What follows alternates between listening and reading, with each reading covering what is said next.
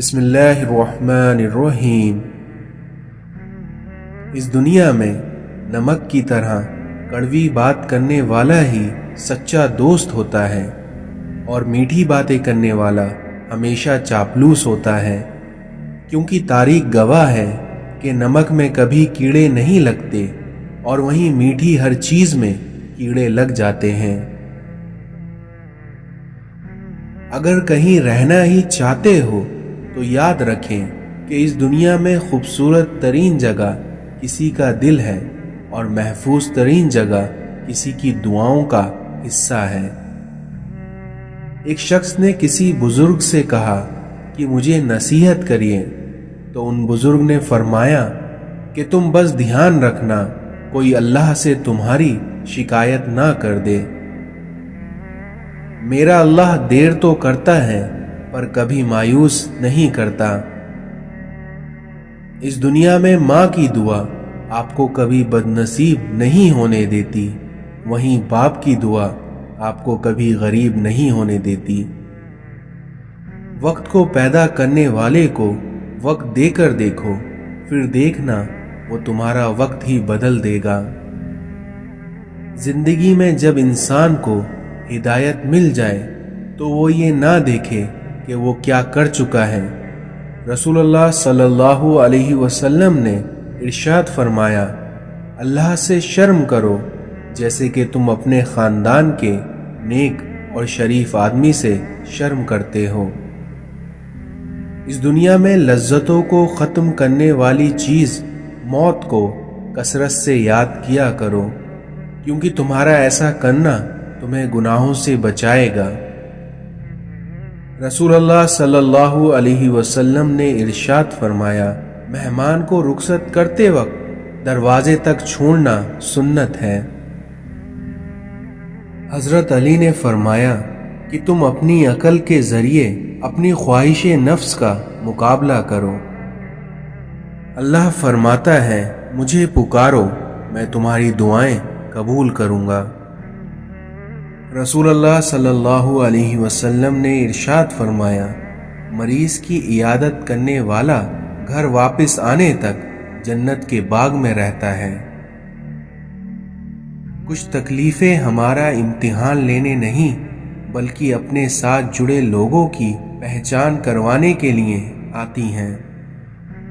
دنیا میں سب سے طاقتور انسان وہ ہوتا ہے جو دھوکے کھا کر بھی لوگوں کی مدد کرنا نہیں چھوڑتا۔ گزری ہوئی زندگی کو کبھی یاد نہ کر، تقدیر میں جو نہیں لکھا اس کی فریاد نہ کر، کیونکہ جو ہوگا وہ ہو کر ہی رہے گا، اس لیے تو کل کی فکر میں اپنی آج نہ برباد کر۔ رسول اللہ صلی اللہ علیہ وسلم نے ارشاد فرمایا، میری امت کے غریبوں کا حج جمعے کی نماز ہے۔ کھانا اکٹھا کھایا کرو کیونکہ برکت جماعت کے ساتھ ہوتی ہے۔ دعا اپنے لیے مانگنا عبادت ہے اور دوسروں کے لیے مانگنا خدمت ہے، اور عبادت سے جنت ملتی ہے لیکن وہیں خدمت سے خدا ملتا ہے۔ اس دنیا میں کسی کو گلاب پسند ہوتا ہے اور کسی کو بالکل اچھا نہیں لگتا، لیکن اس میں قصور گلاب کا نہیں بلکہ فرق مزاجوں کا ہے۔ میاں بیوی کو ایک دوسرے پر اتنا بھروسہ تو ہونا چاہیے کہ بات بے بات صفائیاں نہ دینی پڑے۔ جن گھر کے دروازے رشتہ داروں کے لیے بند اور جس کے گھر میں رات دیر تک جاگا جائے اور صبح دیر تک اٹھنے کا رواج ہو، تو ایسے گھر میں رزق کی تنگی اور بے برکتی کو کوئی نہیں روک سکتا۔ جو شخص رات بھر بیمار رہا اور صبر کر کے اللہ تعالیٰ کی رضا کا طالب ہوا، تو وہ شخص گناہوں سے اس طرح پاک ہو جائے گا کہ جیسے کہ اپنی پیدائش کے وقت تھا۔ اس دنیا میں جو اپنا غصہ روکے گا، قیامت کے دن اللہ تعالیٰ اپنا عذاب اس پر روک دے گا۔ ہمیشہ میٹھا بول بولو تاکہ اگر کبھی واپس لینا پڑ جائے تو کڑوا نہ لگے۔ صبر رکھ اے انسان، کیونکہ کمزور تیرا وقت ہے، تو نہیں۔ آیا خالی رہا خالی گیا خالی، ہائے رے انسان تیری خستہ حالی۔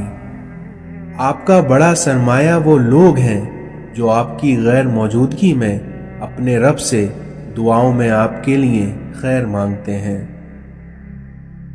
وہ انسان کبھی زندگی میں ہار ہی نہیں سکتا جس کی امید اللہ سے ہو۔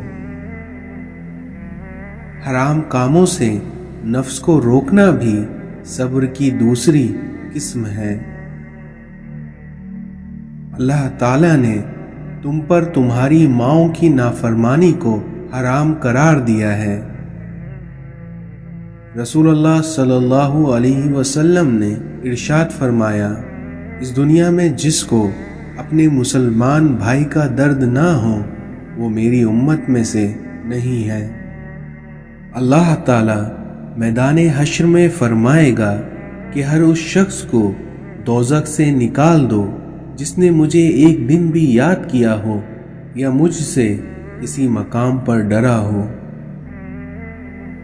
رسول اللہ صلی اللہ علیہ وسلم نے ارشاد فرمایا، دنیا مومن کے لیے قید خانہ ہے اور کافر کے لیے جنت۔